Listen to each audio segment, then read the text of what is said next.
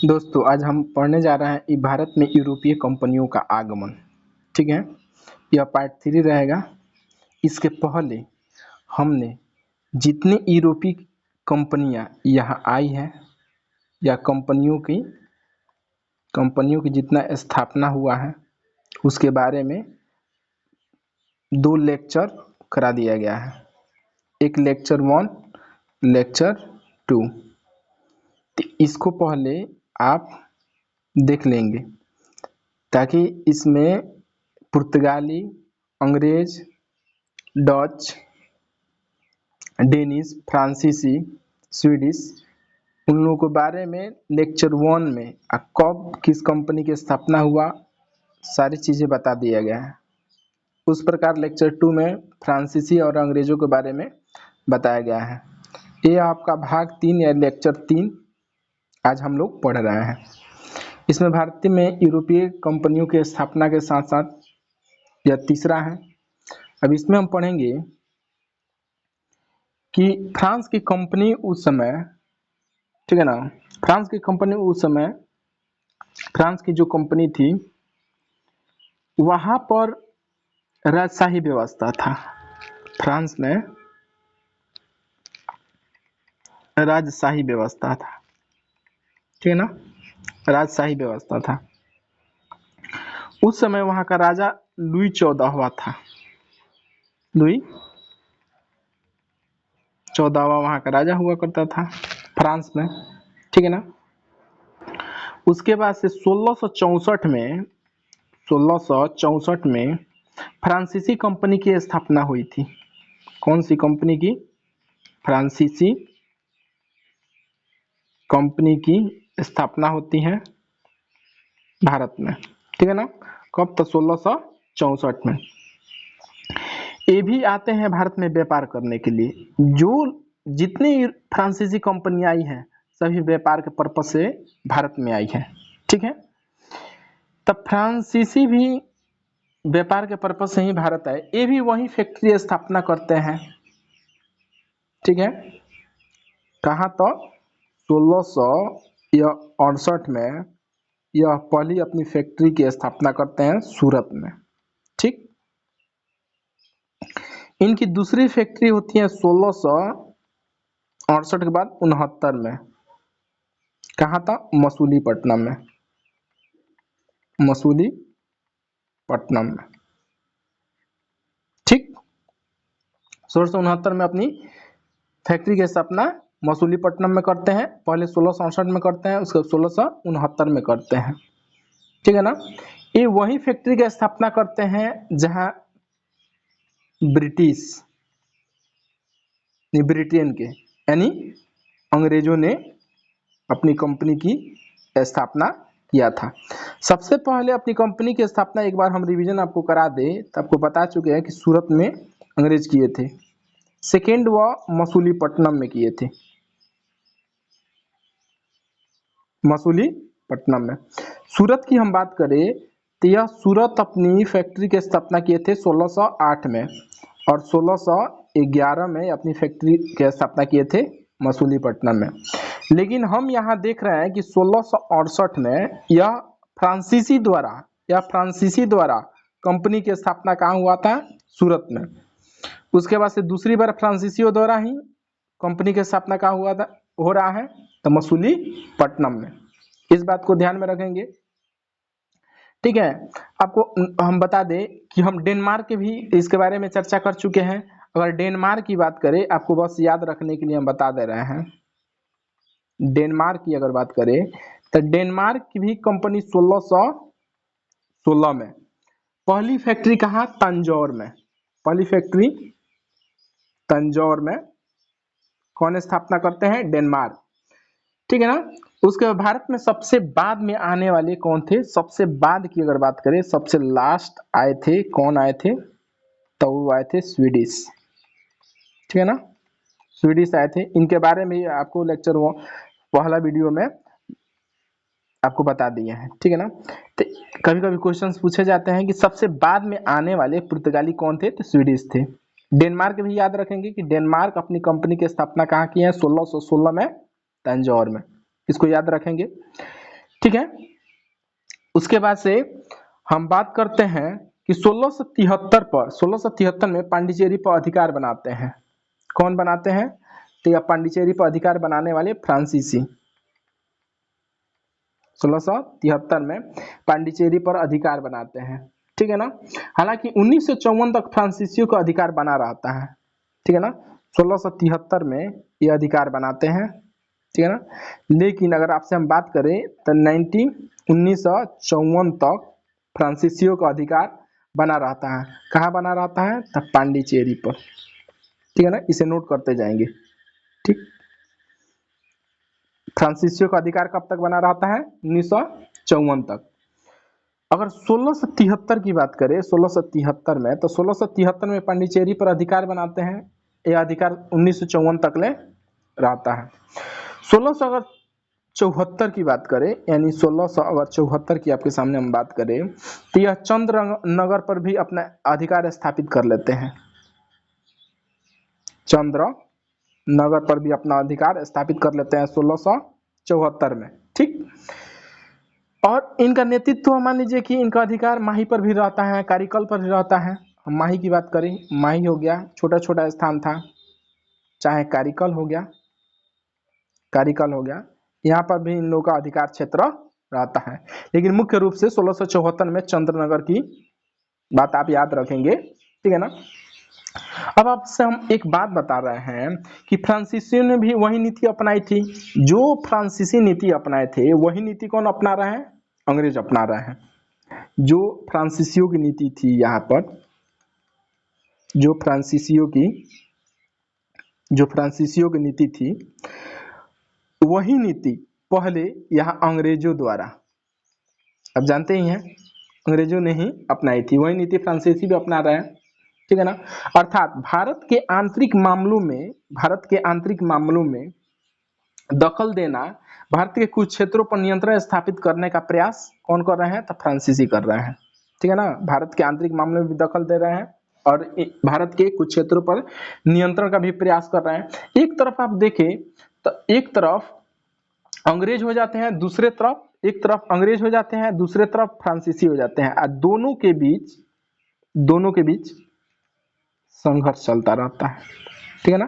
दोनों के बीच संघर्ष चलता रहता है, एक तरफ अंग्रेज और दूसरी तरफ फ्रांसीसी।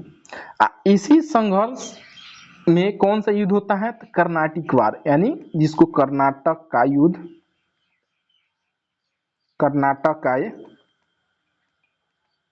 युद्ध के नाम से जाना जाता है।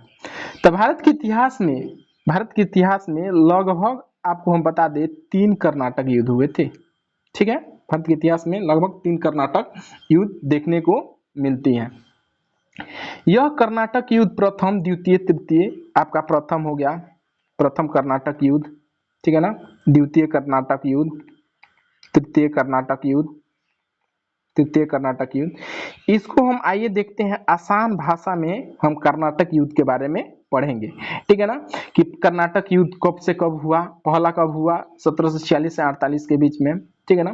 तो इसको हम एक फ्लो चार्ट बनाकर, जिसको आसानी से हम लोग क्या कर सकते हैं, उसको याद कर सकते हैं, ठीक है ना। आसानी भाषा में, उसको सरल भाषा में आपको हम समझा रहे हैं कर्नाटक का तीनों युद्धों के बारे में। तो एक बात हम आपसे फिर से एक बार रिपीट कर दे रहे हैं कि यह युद्ध कर्नाटक अंग्रेजों और फ्रांसीसियों के संघर्ष के बीच यह देखा गया, यह कर्नाटक वार था, ठीक है। आपके सामने इस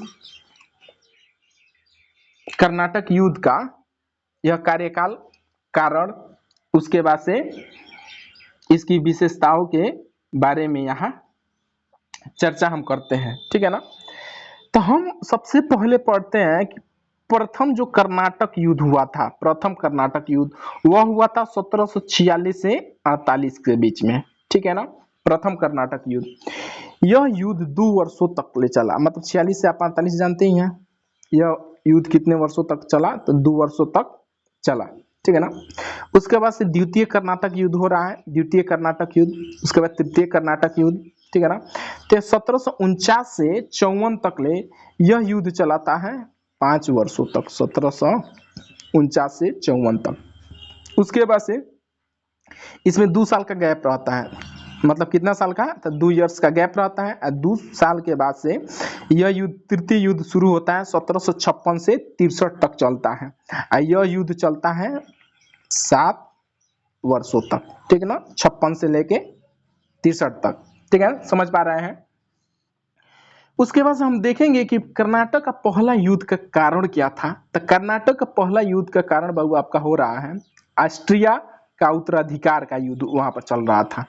ऑस्ट्रिया का, कि ऑस्ट्रिया में किसका उत्तराधिकार होगा, इसके वजह से वहां पर ऑस्ट्रिया के उत्तराधिकार के युद्ध चल रहा था, ठीक है। कर्नाटक के द्वितीय अगर वार देखेंगे तो उसमें कर्नाटक के द्वितीय वार में हैदराबाद एवं कर्नाटक का उत्तराधिकार का युद्ध चल रहा था, जिसमें आपको बता दें कि 2 गुटों में यह विभाजित था। एक गुट था हैदराबाद का, दूसरा गुट था कर्नाटक का। तो आपको हम बता दें कि एक गुट को फ्रांसीसियों के द्वारा सहयोग किया जा रहा था, ठीक है ना। एक गुट को ब्रिटेन के द्वारा, ठीक है ना। कर्नाटक का द्वितीय युद्ध याद रखेंगे, हैदराबाद और कर्नाटक के उत्तराधिकार के लिए युद्ध लड़ा गया था, ठीक है ना। इसमें एक गुट फ्रांसीसियों के द्वारा, एक गुट ब्रिटेन के द्वारा इसमें सहयोग किया जाता था, ठीक है। कर्नाटक अगर देखेंगे तो यहाँ आपका ये क्षेत्र क्या हो जाता है, कर्नाटक क्षेत्र, और ये क्षेत्र क्या हो जाता है, हैदराबाद, ठीक है। अगर हम सप्तवर्षीय युद्ध की बात करें तो तृतीय कर्नाटक युद्ध जो हुआ था, यह सप्तवर्षीय युद्ध के दौरान यह समाप्त होता है, ठीक है ना। 7 वर्षों के लिए ब्रिटेन और फ्रांस के बीच में युद्ध की स्थिति बनी रहती है। मतलब 7 वर्षों तक, लगभग 7 वर्षों तक ब्रिटेन और फ्रांस में युद्ध की स्थिति बनी रहती है, ठीक। अब वहां का युद्ध, मतलब 7 वर्षों तक तो ये ब्रिटेन और फ्रांस में युद्ध चलता है, तो 7 वर्षों तक आप देखेंगे और वहां की जो लपटें हैं वह कहाँ तक पहुंचती हैं, वह भारत तक ले पहुंच जाती हैं, ठीक है ना। तो इसको सप्तवर्षीय युद्ध कहा जाता है। यह तृतीय युद्ध के दौरान वहां सप्तवर्षीय युद्ध चल रहा था। 7 वर्षों के लिए ब्रिटेन और फ्रांस के बीच में युद्ध की स्थिति बनी रहती है, ठीक है ना। और उसकी मनः स्थिति भारत पर भी प्रभाव डालती है, ठीक है ना। कभी भी आपको याद करना पड़ेगा तो ऐसे याद करिएगा, प्रथम युद्ध, द्वितीय युद्ध, तृतीय युद्ध। प्रथम युद्ध हुआ था 1746 से 48 के बीच में, द्वितीय युद्ध 1749 से 54 के बीच में हुआ था, तृतीय युद्ध 1756 से 63 के बीच में हुआ था, ठीक है ना। प्रथम युद्ध का कारण था ऑस्ट्रिया का उत्तराधिकार, ठीक है ना। द्वितीय युद्ध का कारण था हैदराबाद एवं कर्नाटक का युद्ध, और तृतीय युद्ध का कारण था सप्तवर्षीय युद्ध जो ब्रिटेन और फ्रांस के बीच में चल रहा था। उसके बाद से इन युद्धों का कर्नाटक का पहला युद्ध समाप्त होता है एला-सापेल की संधि द्वारा। किसके संधि द्वारा समाप्त होता है, एला-सापेल की संधि द्वारा। द्वितीय युद्ध समाप्त होता है पांडिचेरी की संधि द्वारा, ठीक है ना। तृतीय युद्ध समाप्त होता है पेरिस की संधि द्वारा। तो इसको याद रखेंगे, पहला एला-सापेल की संधि, दूसरा पांडिचेरी की संधि, तीसरा पेरिस की संधि। अगर डेट याद करेंगे तो यह युद्ध समाप्त होता है 48 में, यानी 1748 में। यहाँ 1748 में यह संधि होता है, क्योंकि युद्ध समाप्त होगा जब संधि होगा तब ही युद्ध समाप्त होता है। उसके बाद से इसको याद रखेंगे कि 54 में युद्ध समाप्त होता है, लेकिन पांडिचेरी की संधि होती है 55 में, ठीक है ना। तृतीय युद्ध समाप्त होता है 63 में, 1763 में पेरिस की संधि होती है, 1763 में पेरिस की संधि होती है, ठीक है ना। तीनों संधि याद कैसे करेंगे, तीनों संधि याद करने की एक आपको हम बता रहे हैं, ट्रिक बता रहे हैं। इसको याद करने के, ए पा पा, ए पा पा। ए मतलब एला-सापेल की संधि, पा मतलब पांडिचेरी की संधि, और पा मतलब पेरिस की संधि, ठीक है ना। इसका ट्रिक याद रखेंगे, ए पापा। ए पापा मतलब एला-सापेल की संधि, एला-सापेल की संधि, पा मतलब पांडिचेरी की संधि, पे मतलब पेरिस की संधि, ठीक है ना। तो ए पापा, इसका ट्रिक हो गया, ए पापा मतलब एला-सापेल की संधि, पांडिचेरी की संधि और पेरिस की संधि। यह 1748 में एला-सापेल की संधि होती है, 1755 में पांडिचेरी की। यहाँ 54 में युद्ध समाप्त होता है, 55 में याद रखेंगे पांडिचेरी की संधि होती है। पेरिस की जो संधि होती है यह 1763 में होती है। 1763 में तृतीय युद्ध कर्नाटक का समाप्ति होता है। आगे हम बता रहे हैं कि उसके बाद से इसकी विशेषता क्या होती है। तो इसका एक गवर्नर था जिसका नाम था डुप्ले, यह फ्रांसीसी गवर्नर था, यह फ्रांसीसी गवर्नर था, यह फ्रांसीसी गवर्नर जनरल था, ठीक है ना। उसके बाद से दूसरा गवर्नर था मॉरिशस में, फ्रेंच का गवर्नर था। कहाँ का था? तो मॉरिशस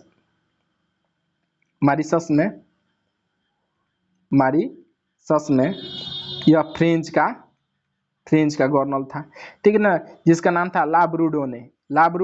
पहला यह गवर्नर था प्रथम कर्नाटक युद्ध में डुप्ले, ठीक है ना। यह युद्ध मतलब इस युद्ध होता है मद्रास, और मतलब यह युद्ध समाप्त होता है सेंट थॉम का युद्ध। इसे किस युद्ध के नाम से जाना जाता है? सेंट थॉम का युद्ध, ठीक है ना। कर्नाटक का पहला युद्ध आपको बता दें सेंट थॉम युद्ध के नाम से जाना जाता है। द्वितीय युद्ध जो है यह अंबूर का युद्ध कहलाता है। द्वितीय युद्ध क्या कहलाता है? अंबूर का युद्ध। द्वितीय युद्ध अंबूर का युद्ध कहलाता है। द्वितीय युद्ध में एक ओर फ्रेंच के गुट रहता है, एक ओर में फ्रेंच गुट रहता है और दूसरे में अंग्रेजों का गुट रहता है, मतलब अंग्रेजों का समूह रहता है, अंग्रेजों का गुट रहता है, ठीक है। दो ग्रुप बन गए थे। इनका उद्देश्य था अपने अपने नेतृत्वकर्ता को शासक बनाना। फ्रेंच का मन था कि अपने अपने जो जिसको हम नेतृत्व कर रहे हैं वह शासक बने। अंग्रेजों का नेतृत्वकर्ता जो था उसका मन था कि मेरा नेतृत्वकर्ता जिसको वह शासक बने। तो इसके लिए यह अंबूर का युद्ध के नाम से जाना जाता है। तृतीय युद्ध की हम बात करें तो तृतीय युद्ध वांडीवास का युद्ध के नाम से भी जाना जाता है। वांडीवास का युद्ध कब लड़ा गया था? तो इसको डेट याद रखेंगे 1760 में। फ्रांस का पराजय यहाँ होता है, या फ्रांसीसियों का क्या होता है? फ्रांस का पराजय हो जाता है, ठीक है ना। जब फ्रांस का पराजय हो जाता है उसके बाद से ये लोग कहाँ चले जाते हैं? फ्रांसीसी ये लोग अपना झोड़ा बिस्तारा बांधते हैं और यूरोप निकल जाते हैं। अंग्रेज सेना अंग्रेजों की ओर से नेतृत्व करता था, मतलब अंग्रेज सेना का नेतृत्व करता था आयरकुट, ठीक है ना। अंग्रेजी सेना का नेतृत्व कौन करता था? आयरकुट करता था, ठीक है ना। अंग्रेजी सेना का नेतृत्व करने वाला कौन था? तो आयरकुट था, ठीक है ना। यहाँ लिखते हैं अंग्रेजों का नेतृत्व करता था जिसका नाम था सर आयरकुट। इसका नाम क्या था? आयरकुट, ठीक है ना। उसके बाद से फ्रेंच सेना का नेतृत्व करता था जिसका नाम था काउंट लाली। इसको काउंट लाली कहा जाता है, लाली के नाम से जाना जाता है। अब कहीं भी पढ़ेंगे तो इसको कहा जाता है काउंट लाली, इसको कहा जाता है काउंट लाली, ठीक है ना। इसको क्या कहा जाता है? लाली, क्या कहा जाता है? लाली, ठीक है ना। तो अंग्रेजों का सेना का नेतृत्व करने वाला आयरकुट था, इसको याद रखेंगे, क्वेश्चन ऐसे पूछा जाता है। काउंट लाली यह था फ्रांसीसियों का नेतृत्व करता, जिसमें अंग्रेजों की जीत होती है, फ्रांसीसियों की हार होती है। लाली हार जाता है, कूट जीत जाता है, और जीत कर अंग्रेज अपना यहाँ स्थायी विस्तार करने लगते हैं, ठीक है। इस प्रकार हम यहाँ यूरोपीय कंपनियों का आगमन के बारे में बहुत बढ़िया डीप से हम पढ़ा है, ठीक है ना। एक एक चीज को हम कवर किए हैं, ठीक। अगर आपको यह वीडियो अच्छा लग रहा है, ठीक है ना, तो इसको आप कमेंट जरूर करें, इसको लाइक करें, अपने दोस्तों के साथ जरूर शेयर करें, क्योंकि आपका एक शेयर किसी का अनुभव और भविष्य का और बेहतर निखार आएगा। हम अपनी ओर से प्रयास कर रहे हैं आगे की यह मॉडर्न हिस्ट्री का यह कंटिन्यू आपको वीडियो हम अपलोड करते हैं, ठीक है। बहुत बहुत धन्यवाद।